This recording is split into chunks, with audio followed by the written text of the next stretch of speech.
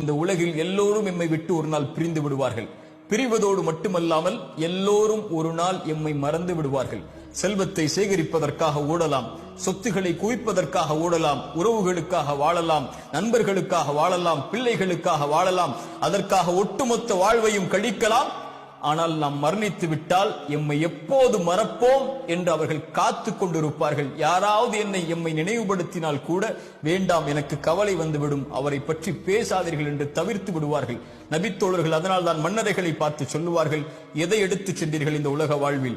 உங்களுக்காக செல்வத்தை சேகரித்தீர்கள் என்று அதை யாரோ பயன்படுத்துகிறார்கள் என்று. அப்படித்தான் செல்வத்தை அவன் சேகரிப்பதற்காக வாழ்வை கழிக்கிறான், இன்னொருவன் பயன்படுத்துகிறான்.